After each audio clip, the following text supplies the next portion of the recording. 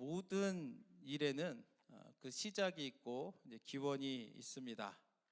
그렇다면 우리가 교회는 어떻게 시작되었을까라고 하는 질문을 갖게 됩니다. 구약에는 교회라는 이름이 나오지가 않잖아요. 교회라는 말은 헬라어 에클레시아라는 말에서 이제 나왔는데 그 뜻은 부름을 받아서 나온 자들이라고 하는 의미를 가지고 있습니다. 그래서 오늘은 우리가 사도행전 2장을 읽었는데 2장의 말씀은 어떻게 교회가 시작되었는지를 우리에게 가르쳐주고 있습니다. 그래서 오늘은 우리가 4절까지 읽었지만 13절까지의 말씀을 가지고 하나님의 말씀을 전하고자 합니다. 교회가 어떻게 시작되었는가? 하나님은 교회를 은밀한 곳에서 시작하지 않으셨습니다. 하나님은 사람들이 아주 많이 모여 있었던 예루살렘 한복판에서 교회를 시작하셨음을 우리는 성경을 통해 깨닫게 되는데, 이것은 우리 모든 사람들이 교회를 통해서 하나님을 예배하고 하나님을 만나길 원하는 하나님의 그 마음이 담겨 있다라고 생각을 합니다. 그래서 결론적으로 말하면 교회가 어떻게 시작되었는가? 오순절에 성령께서 임하시면서 교회가 탄생하게 되었다라는 것을 우리가 알아야 될 줄로 믿습니다. 자, 오순절은 어떤 날이겠습니까? 지난번에도 말씀드렸지만 문자적으로는 50번째 날이다라고 하는 의미를 가지고 있습니다. 그래서 유월절로부터 50번째 되는 날이 오순절입니다. 이 오순절을 구약에서는 칠칠절이라고 부르기도 합니다. 또 맥추절이라고도 부릅니다. 칠칠절이라고 하는 것은 뭐냐면 6월절 이후에 7일에, 일에는 일주를 의미합니다. 7주니까 7749가 되잖아요. 그래서 50일째 되는 날이 칠칠절이 되겠고, 맥추절은 보리를 추수하고 나서 첫 열매를 드리는 그 절기가 이제 맥추절인데, 또 성경에서는 초실절이라고 이제 부르기도 합니다. 그러니까 오순절, 칠칠절, 맥추절, 초실절 다 같은 말입니다. 그래서 오순절에 성령이 임해서 첫 열매가 생겼습니다. 그게 뭐예요? 교회입니다. 따라서 성령님과 교회는 굉장히 밀접한 곳이에요. 그렇기 때문에 우리 교회도 성령이 늘 함께하기를 원합니다. 기억해야 될 것은 우리 반석교회가 어떻게 생겼습니까? 우리 반석교회도 성령님이 오시면서 맺게 된 열매라는 것을 여러분들이 믿으시기를 원합니다. 그래서 오늘 말씀을 통해서 첫 번째는, 그렇다면 성령님이 어떻게 이 땅에 오게 되었는가, 이제 그 사실을 우리가 함께 먼저 나누기를 원합니다. 예수님이 승천하시면서 제자들에게 하신 말씀이 뭐냐면, 예루살렘을 떠나지 말고 아버지께서 약속하신 성령을 기다리라 라고 말씀하셨습니다. 그래서 제자들은 예수님의 말씀을 듣고 순종해 가지고 120명이 한 곳에 모여서 기도하고 있었다라고 성경은 우리에게 가르쳐주고 있습니다. 그렇게 기도하던 가운데 오순절이 임하게 된 겁니다. 아까도 말씀드렸지만 오순절은 유월절로부터 50일째 되는 날입니다. 예수님이 유월절에 돌아가시고 3일 만에 부활하셨습니다. 그리고 부활하셔서 40일 동안 제자들에게 나타나셔서 하나님 나라의 일에 대해서 말씀하셨습니다. 알고 계시죠? 그러니까 50일째 된 날이니까 이제 제자들은 약 일주일 가량을 함께 모여서 기도하고 있었다라는 것을 우리는 깨닫게 됩니다. 제자들이 한 곳에 모여서 기도하고 있을 때 무슨 일이 일어났을까? 우리 다 같이 사도행전 2장 1절과 2절 말씀해 보시면, 오순절 날이 이미 이름에 그들이 다 같이 한 곳에 모였더니 후련히 하늘로부터 급하고 강한 바람 같은 소리가 있어 그들이 앉은 온 집에 가득하며 라고 성경은 가르쳐주고 있습니다. 성령이 어떻게 이 땅에 오시게 되었는가?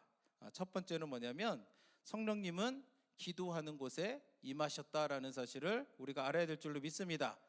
예루살렘에는 많은 사람들이 있었습니다. 사도행전 2장 5절을 보시면 경건한 유대인들이 천하 각국으로부터 와서 예루살렘에 머물러 있더니라고 이야기합니다. 이스라엘 사람들에게는 1년에 3번 절기에 성전에 나와서 절기를 지켜야 되는 법이 있었습니다. 신명기 16장 16절과 17절 말씀에 보시면 너의 가운데 모든 남자는 1년에 3번 곧 무교절과 칠칠절과 초막절에 내 하나님 여호와께서 택하신 곳에서 여호와를 배웠되 빈손으로 여호와를 배웁지 말고 각 사람이 내 하나님 여호와께서 주신 복을 따라 그 힘대로 드릴지니라 라고 말씀하고 있습니다. 이 명령 때문에 이스라엘 백성들은 뭐를 했습니까? 무교절, 칠칠절, 초막절이 되면 하나님께로 올라갔다는 거예요. 예루살렘으로 갔다는 겁니다. 무교절은 유월절과 이제 붙어 있기 때문에 사실상 무교절과 유월절은 이제 같은 절기로도 볼 수가 있는데, 그래서 예수님도 공생의 사역을 하실 때마다 유월절이 되면 어디로 가셨습니까? 예루살렘으로 가신 거예요. 이 절기를 지키기 위해서. 그 절기 중에 하나가 칠칠절인데, 아까 칠칠절이 뭐와 같다고 했습니까? 오순절과 똑같다라고 말씀을 드렸습니다. 그러니까 유월절과 칠칠절은 50일의 간격이 있기 때문에 아마도 예루살렘은 유월절을 지키러 왔다가 오순절까지 남아있는 사람들이 있었을 것입니다. 그렇지 않겠습니까? 아주 멀리서 왔으니까 좀 더 있겠다라는 사람이 있었을 것이고, 또 형편이 그렇지 못한 사람들은 또 오순절 자체를 지키기 위해서 예루살렘으로 사람들이 모였을 것입니다. 그러니까 예루살렘에는 사람들이 굉장히 많았다는 거예요. 근데 주목할 것은 뭐냐면 성령님이 어느 곳에 임하셨는가? 사람들이 아주 많이 모였던 곳에 임한 것이 아니라 120명의 제자들이 모여서 기도하는 곳에 성령님이 임하셨다라는 사실을 우리가 기억해야 될 줄로 믿습니다. 이거 굉장히 중요한 거죠. 오늘날에도 많은 분들이 성령을 받기를 사모하는 사람들이 있어요. 그렇지 않습니까? 여러분들 성령 충만 받기를 원하시죠? 예, 그럼 어떻게 해야 될까요? 성령님이 기도하는 곳에 임하신다라는 것을 여러분들이 기억한다면 우리들이 모여 기도할 때 성령님께서 우리들에게도 충만하게 역사하실 줄로 믿습니다. 또한 중요한 사실이 뭐냐면 성령님이 임한 곳이 어디냐? 우리 생각으로는 성전으로 임해야 될 것 같은데 성령이 임한 곳은 어디냐면 기도하던 사람들이 있던 그 집에 임하였다라고 성경은 이야기하고 있습니다. 그러므로 저는 여러분들이 집에서도 기도하기를 원해요. 여러분들이 집에서도 기도하면 여러분들이 있는 그 집에 어떤 일이 일어나겠습니까? 성령의 역사가 일어날 줄로 믿습니다. 여러분들의 그 집이 성령님이 함께하는 거룩한 곳이 될 줄로 믿습니다.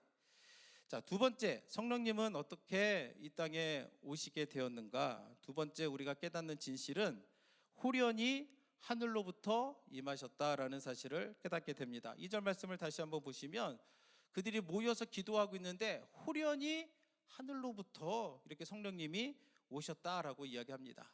이 말은 무슨 말이냐면 홀연이라는 말은 갑자기 나타나셨대요. 예고하고 온 게 아니에요. 예수님이 승천하시면서 일주일만 기다려라 이렇게 말씀 안 하셨다고요. 그냥 기다려라. 그래서 그 말씀을 믿고 기도하는 가운데 어떻게 임하셨습니까? 홀연히 갑자기 임했던 거예요. 근데 중요한 것은 뭐냐면 어디에서 임했어요? 하늘로부터. 다시 말해서 하나님께서 보내주셨다라는 것을 우리가 잘 이해해야 됩니다. 여러분들이 성령 충만을 받기를 원하신다면 성령님은 언제 오세요? 기도하는 곳에 갑자기 하늘로부터 임하게 된다라는 사실을 우리가 알아야 됩니다. 가끔 이렇게 말하는 분들이 있어요. 그분이 있었더라면 참 성령님이 역사하셨을 텐데, 그 집사님이 있었더라면, 그 목사님이 함께 했더라면 우리 교회가 성령님이 역사하실 텐데. 이게 맞는 말이에요? 틀린 말이에요? 뭐 전혀 틀리다고는 말할 수는 없겠지만 맞는 말도 아니에요. 왜냐하면 성령님은 어디에서 오시는 거예요? 하늘로부터 오시는 분이라는 거예요. 사람으로 오는 게 아니라는 사실을 우리가 분명히 깨달아 알아야 될 줄로 믿습니다. 성령님이 어디에서 오신다고요? 하늘로부터 오시는 분이십니다. 또 어떤 분들이 있어요. 우리 교회 프로그램이 뭐 이렇다 저렇다 이렇게 하시는 분들이 있습니다. 자, 다시 한번 말씀드리지만 성령님이 프로그램을 통해서 오시는 게 아니에요. 어디에서 오신다고요? 하늘로부터 오시는 분이시다라는 것을 우리가 알아야 될 줄로 믿습니다. 이 사실을 알면 우리가 뭐 하게 되느냐? 모여서 기도하게 되는 거예요. 모여서 기도하고 위를 바라볼 때에 하나님이 우리들 가운데 성령을 부어 주실 줄로 믿습니다. 자, 세 번째, 성령님은 어떻게 오셨는가? 성령님은 바람처럼 임하셨다라는 사실을 우리가 알아야 될 줄로 믿습니다. 계속해서 2절을 보시면 후련히 하늘로부터 급하고 강한 바람 같은 소리가 있어 그들이 앉은 온 집에 가득하며 라고 성경은 말씀하고 있습니다. 무슨 말이냐면 성경은 바람과 같다라는 의미예요. 흥미롭게도 히브리어와 헬라어는 이 바람과 영을 같은 단어를 사용해서 표현합니다. 그러니까 바람과 영은 하나님이 함께 하신다고 하는 것을, 같은 분이라는 것을 알게 되는데, 바람의 특징이 뭘까요? 바람이 특징은 아주 강력한 힘을 가지고 있다는 겁니다. 그래서 바람은 하나님의 권능을 나타내는 말로 쓰이기도 합니다. 그래서 이스라엘 백성들이 출애굽을 할 때에 앞에 딱 그 막혀 있는 장애물이 있었습니다. 뭐가 있었어요? 홍해가 있었어요. 그 옆으로는 높은 산골짜기가 있었고 뒤에서는 바로가 보낸 애굽의 병사들이 쫓아옵니다. 큰일 났다 하고 있을 때에 하나님께서 어떻게 역사하셨습니까? 바람을 통해 가지고 홍해를 가르셨다라고 성경은 가르쳐주고 있습니다. 그러니까 바람은 이처럼 놀라운 힘을 가지고 있다는 것을 우리는 성경을 통해서 깨닫게 됩니다. 광야에 있을 때 이스라엘 백성들이 고기가 없다고 막 불평했어요. 그럴 때 하나님께서 메추라기를 보내주셨는데 어떻게 보내주신지 아세요? 동쪽에서 그 바람을 일으켜 가지고 메추라기를 그들에게 보내주셨다라고 성경은 가르쳐주고 있습니다. 이처럼 바람은 강력한 힘을 가지고 있습니다. 오늘날에도 우리가 뉴스를 보면은 허리케인이나 토네이도가 오게 되면 어떻게 됩니까? 강력한 바람이 불어와 가지고 차들도 다 날아가고 아주 커다란 나무들도 힘없이 쓰러지게 만들고, 또 집들에 보면은 지붕도 날아가고 아주 그 많은 피해들을 우리가 보게 되는데, 성령님이 바람과 같다라는 것은 뭐냐면 성령님이 가지고 있는 능력이 이처럼 강력한 능력을 가지고 계시고, 그 강력한 능력을 가진 성령님이 우리를 위해서 역사하시는 분이시다라는 것을 우리가 기억해야 됩니다. 그래서 우리가 바람을 여러분들이 조종할 수가 있어요, 없어요? 내가 바람아 불어라 하면 바람이 불어옵니까? 아니죠. 그러니까 우리가 성령의 능력이 함께하기 위해서는 어떻게 되냐면 겸손하게 하나님의 뜻에 맞추어서 성령님의 도우심을 구하고 역사하는 것이 성령님을 대하는 우리들의 바른 태도일 줄로 믿습니다. 바람이 가지고 있는 또 다른 특징 중에 하나가 뭐냐면 눈에 보이지 않는다는 거예요. 바람이 눈에 보이나요? 안 보여요. 그런데 분명히 존재합니다. 바람이 눈에 보이지 않는다고 바람이 없다라고 말하고 다니면 세상 사람들이 어떻게 생각하겠습니까? 좀 이상한 사람이다. 손으로 막 이렇게 할 거야 아마. 그렇지 않겠습니까? 예. 없지만 분명히 존재하는 것이 바람인 거예요.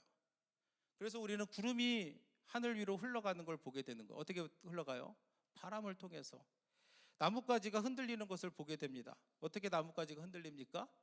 바람이 부니까 나뭇가지가 흔들리는 거죠. 성령님도 마찬가지예요. 우리 눈에 보여요, 안 보여요? 안 보이죠. 그런데 우리 눈에 안 보이니까 성령님 없다라고 말할 수 있어요, 없어요? 없죠. 우리 눈에 보이진 않지만 분명히 존재하시는 분이 성령님이시다라는 것을 우리가 알게 되고, 그분은 우리 눈에 보이질 않지만 분명히 우리 곁에서 우리를 통해서 역사하시는 분이심을 우리가 알아야 될 줄로 믿습니다. 보이지 않지만 성령으로 인해서 변화된 사람들이 있어요. 제자들이 그랬잖아요. 성령의 충만을 받고 나서 변화된 모습을 보였잖아요. 오늘날에도 이런 분들이 있습니다. 우리는 그런 분들을 보면서 성령님이 진짜로 계시는구나, 성령님이 아주 능력이 많으신 분이구나라는 것을 우리는 깨달을 수 있습니다. 이 자리에 있는 우리들이 그런 성령의 능력에 붙들려서 변화받는 주님의 자녀들이 되기를 주님의 이름으로 축원합니다. 자, 네 번째, 성령님은 어떻게 오셨는가? 불과 같은 모습으로 오셨다라는 것을 알아야 됩니다. 3절 말씀을 보시면 성령이 임해서 온 집안에 가득했는데 마치 불의 혀처럼 갈라지는 것들이 그들에게 보여 각 사람 위에 하나씩 임하여 있더니라고 성경은 말씀합니다. 불은 구약에서 하나님의 임재를 상징합니다. 미디안 광야에서 양을 치던 모세에게 불타는 떨기나무 앞에서 모세는 하나님의 음성을 듣고 내 백성을 구원하라라고 하는 소명을 받게 되었습니다. 그리고 하나님은 광야에서 이스라엘 백성들을 인도하실 때에 불기둥을 보내서 이스라엘 백성들을 인도하셨습니다. 그러니까 불은 하나님의 함께하심, 하나님의 임재를 상징하는 거죠. 성령이 불같이 그들에게 임했다라는 것은 뭐냐면 하나님이 함께하신다라는 것을 의미합니다. 또 불은 어떤 의미를 가지고 있냐면 심판을 상징하기도 합니다. 침례 요한이 예수님에 대해서 뭐라고 말씀하냐면 나는 물로 침례를 베풀지만 내 뒤에 오시는 예수님은 성령과 불로 침례를 베푸실 것이다 라고 그렇게 이야기합니다. 그러면서 거기서 끝나는 게 아니라 또 뭐라고 하냐면 알곡은 모아서 곡간에 드리고 쭉저기는 꺼지지 않는 불에 태우실 것이라고 얘기합니다. 마태복음 3장 11절과 12절 말씀을 보시면 나는 너희로 회개하기 위해 물로 침례를 베풀거니와 내 뒤에 오신 이는 나보다 능력이 많으시니 나는 그의 신을 들기도 감당하지 못하겠노라. 그는 성령과 불로 너희에게 침례를 베푸실 것이요. 그리고 그 다음에 보면 손에 키를 들고 자기의 타작마당을 정하게 하사 알곡은 모아 곡간에 드리고 쭉정이는 꺼지지 않는 불에 태우실 것이다 라고 그렇게 말씀합니다. 불은 잘 쓰면 어둠을 밝히고 우리 추위를 막아주고 또 우리에게 여러 가지 도움을 줍니다. 그렇지 않습니까? 근데 잘못 쓰면 어떻게 됩니까? 모든 것을 태워버리고 파괴하는데 마찬가지로 우리는 불로 심판받는 사람들이 아니라 불 가운데 임하시는 하나님의 임재를 경험하며 불같은 하나님의 그 성령의 도우심을 늘 받으며 나아가는 우리들 모두가 되기를 주님의 이름으로 축복합니다. 그래서 성령이 어떻게 오셨는가? 기도하는 곳에 오셨다. 하늘로부터 오셨다. 그리고 바람처럼 불같은 능력을 가지고 계시다라는 사실을 우리가 기억해야 될 줄로 믿습니다. 예수님께서 말씀하신 대로 제자들이 예루살렘을 떠나지 않았습니다. 예루살렘은 무서운 곳이잖아요. 위험한 곳이잖아요. 예수님을 십자가에 못 박았던 사람들이 살던 곳이잖아요. 갈릴리 가면 훨씬 편한데 떠나지 않았단 말이에요. 그래서 하나님의 약속을 믿고 기다렸을 때에 성령이 임하게 된 사실은 우리에게 중요한 것을 가르쳐 주는데 바로 하나님은 약속을 지키시는 분이다라는 것입니다. 그래서 여러분들도 의심하지 마세요. 하나님은 반드시 여러분들을 사랑하시고 여러분들을 구원해 주시기는 좋으신 하나님이심을 여러분들이 믿으시기를 원합니다. 성령이 임했습니다. 그러면 제자들에게 무슨 일이 일어났는가? 우리 다 같이 4절 말씀을 같이 보도록 하겠습니다. 그들이 다 성령의 충만함을 받고 성령이 말하게 하심을 따라 다른 언어들로 말하기를 시작하니라 라고 그렇게 성경은 기록하고 있습니다. 한 곳에 모여서 기도하고 있을 때에 주님이 약속하신 대로 성령이 임했습니다. 그리고 나서 그들에게 나타난 변화가 뭐냐면 성령이 말하게 하심을 따라서 다른 언어들로 말하기 시작했다라는 거예요. 그래서 우리는 이것을 이제 방언을 하게 됐다라고 이야기합니다. 2장 4절의 말씀을 보면서 가장 중요한 표현이 무엇이라고 여러분들은 생각합니까? 성령이 임했습니다. 그리고 제자들 가운데 변화가 나타나는데 뭐가 가장 중요한 거라고 생각하세요? 다른 언어들로 말하기를 시작한 거, 이거 중요해요, 안 중요해요? 중요합니다. 근데 더 중요한 게 있어요. 뭐냐면 성령이 말하게 하심을 따라서 말했다는 것을 우리가 기억해야 될 줄로 믿습니다. 성령이 임하니까 그들의 입술이 어떻게 됩니까? 성령의 통제를 받게 됐다는 거예요. 내가 말하고 싶은 거, 내가 하고 싶은 말이 아니라 성령이 말하게 하시는 그 말을 했다라고 성경은 우리에게 말하고 있습니다. 그러면 제자들은 성령이 말하게 하심을 따라서 뭘 말했을까요? 한번 생각해 보세요. 뭘 말했을까요? 11절 말씀에 보시면 이렇게 그 사람들의 말을 듣는 사람들이 뭐라고 고백하냐면 우리가 다 우리의 각 언어로 하나님의 큰 일을 말함을 듣는도다 라고 고백을 합니다. 제자들이 뭘 말했어요? 자기가 하고 싶은 얘기를 한 게 아니라는 거예요. 성령이 말하게 하심을 따라서 뭘 말했냐면 하나님의 큰 일을 말했다라고 성경은 말씀하고 있습니다. 아무도 예수님의 십자가 죽음과 부활하심 그리고 예수님의 승천을 이야기하면서 복음을 증거했을 것으로 생각이 됩니다. 그래서 우리들도 어떻게 해야 됩니까? 성령의 충만함을 받아서 뭘 해야 되냐면 하나님의 큰 일에 대해서 말하는 우리들 모두가 되기를 주님의 이름으로 축복합니다. 우리가 생각해 보셔야 돼요. 우리는 모여서 무슨 말을 하는가? 여러분들 주로 모이면 무슨 말을 합니까? 저도 이것을 생각할 때 마음에 많은 찔림이 있었어요. 나는 제자들처럼 하나님 나라의 일을 더 많이 말하는가? 아니면 내 얘기를 더 많이 하는가? 사람들이 하는 이야기들을 들어보면 정치 이야기 많이 하죠. 사업에 대해서도 얘기를 많이 합니다. 비즈니스에 대해서. 연예인 얘기도 참 많이 해요. 참 본 적도 없는데 왜 이렇게 관심이 많은지 모르겠어요. 연예인 얘기도 많이 하고 또 많이 하는 게 다른 사람들 얘기 엄청 많이 해요. 우리는 우리 입술로 죄짓지 말고 성령의 충만함을 받아서 하나님이 행하신 일들을 말하기를 주님의 이름으로 축원합니다. 그럴 때 우리 교회가 변화될 줄로 믿습니다. 하나님이 나를 어떻게 구원해 주셨는가 이런 거 얘기하시라고요. 하나님이 지금까지 내 삶을 어떻게 축복해 주셨는가. 내가 힘들고 어렵고 실수하고 넘어질 때마다 하나님이 어떻게 그 권능의 손으로 나를 일으키시고 내 삶에 은혜를 부어주시고 나를 새롭게 하셨는가. 이 사실을 여러분들이 함께 나누고 그것을 말하는 여러분들이 되기를 원합니다. 그렇게 해야 될 줄로 믿습니다. 제자들이 이렇게 말하니까 이것을 제자들만 본 게 아니에요. 아까도 말했지만 성령의 충만함은 성령이 이 땅에 오신 것은 은밀한 곳에서 이루어진 게 아니에요. 사람들이 많이 모였던 예루살렘 한복판에서 이루어진 일입니다. 성령의 충만함을 받고 성령이 말하게 하심을 따라서 다른 언어로 사람들을 말할 때에 많은 사람들이 그 모습을 지켜봤습니다. 사람들은 어떻게 반응했을까? 그때는 오순절이었습니다. 오순절은 꼭 절기를 지켜야 되는 날이었기 때문에 천하만국에서 많은 경건한 유대인들이 예루살렘에 있었다라고 아까 우리가 5절의 말씀을 보았습니다.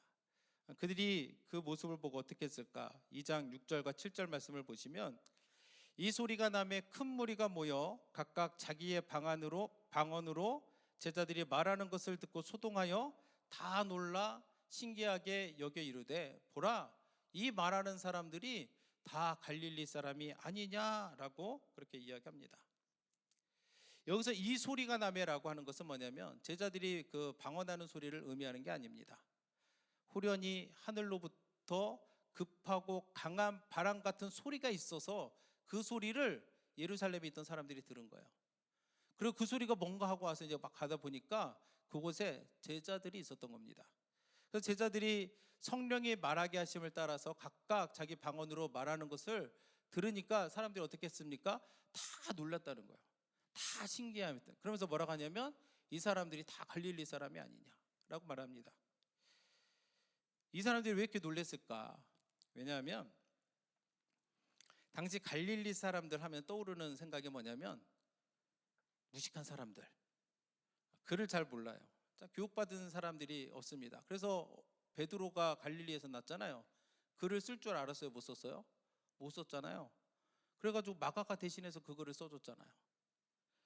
그리고 그러다 보니까 갈릴리 사람들 하면은 교육을 받지 못하고 이제 문화적으로도 굉장히 낙후된 지역을 의미합니다. 그래서 빌립이 예수님을 만나고 나다나엘에게 가가지고 야 내가 그 메시아를 만났다라고 했을 때에 그 나다나엘이 뭐라고 말하냐면 나사렛에서 무슨 선한 것이 날 수 있느냐 이렇게 얘기합니다. 그럴 정도로 당시 사람들은 갈릴리 사람들을 무시했다는 거예요. 못 배운 사람들, 무지한 사람들, 이렇게 생각했습니다. 그런데 그랬던 사람들이 뭐 하고 있어요? 각자의 방언으로 말하는 것을 보게 되니까 유대인들이 그 모습을 보고 나서 뭐라 하냐면, 우리 각 사람이 난곳 방언으로 듣게 되는 것이 어찌 됨이냐라고 이야기합니다. 제자들이 이렇게 다른 언어로 말하는 것을 그들이 듣고 이해했던 것은 굉장히 중요합니다. 아까도 말했지만 이 사람들은 다 천하 각국에서 온 사람들인 거예요. 그래서 사도행전 2장 8절과 11절에 보면 이 사람들이 어디에서 왔는지를 설명하고 있는데, 누가는 15개 지역에서 그 지역을 소개하면서 그들이 왔다라고 이야기합니다. 그래서 동쪽으로는 어디서 왔냐면 그 페르시아, 메소포타미아 지역에서 왔고, 또 서쪽으로는 어디에서 왔냐면 그 아프리카, 애굽, 리비아 이런 곳에서 왔고, 또 남쪽으로는 아라비아 쪽에서 왔고, 북쪽으로는 소아시아 지역, 오늘날 트르키예 지역에 있는 쪽에서 많은 유대인들이 왔으니까 그들의 언어가 다 다른 거예요. 애굽 사람들이 쓰는 말, 페르시아 사람들이 쓰는 말, 아라비아 사람들이 혹은 그 소아시아 지역에 사는 사람들이 쓰는 말이 다 달랐는데, 제자들이 성령의 충만함을 받고 막 말하니까 그들의 언어로 이해가 되는 겁니다. 놀라운 일이죠. 우리가 창세기 11장에 보면은 바벨탑 사건을 다 알고 있습니다. 사람들이 하나님을 대적하는 마음이 있어가지고 바벨탑을 쌓게 됩니다. 그 모습을 하나님이 기뻐하지 않으셔가지고 어떻게 합니까? 내려오셔가지고 언어들을 혼잡하게 만들어버린 겁니다. 다시 말해서 소통이 안 되겠다는 거예요. 그런데 지금 오순절날 성령이 임하니까 어떻게 됩니까? 제자들이 다른 언어들로 말하게 되니까 놀랍게도 소통이 되는 거예요. 그 사람들이 그 말을 알아듣게 되는 은혜가 임하는 것입니다. 오늘날 우리들에게도 이런 은혜가 부어지기를 원합니다.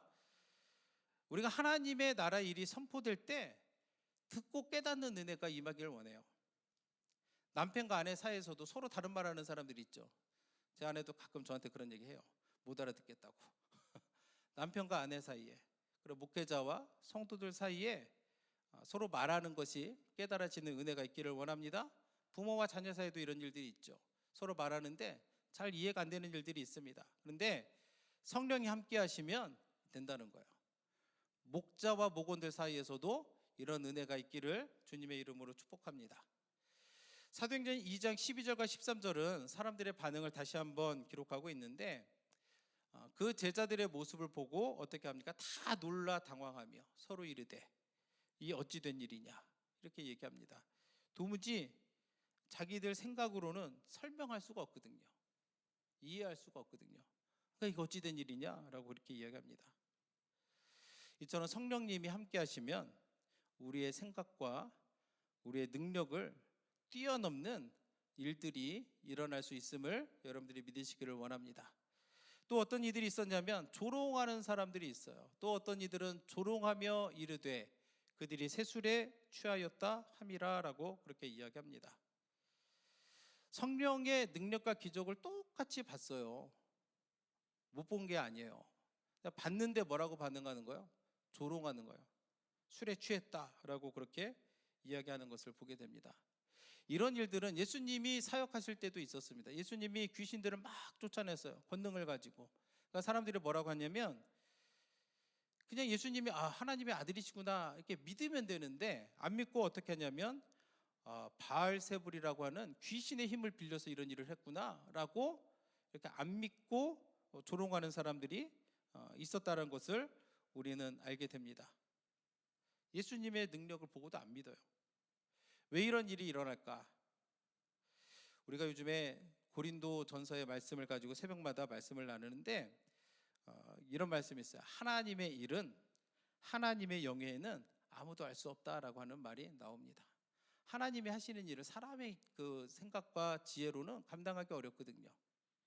그렇기 때문에 이사야 선지자도 하나님께로부터 어떤 말씀을 받습니까? 이 백성이 듣기는 들어도 깨닫지 못하고 보기는 보아도 알지 못한다라고 하는 말씀을 듣는데, 그 이유가 뭐냐면 하나님의 일은 어떻게 할 수 있어요?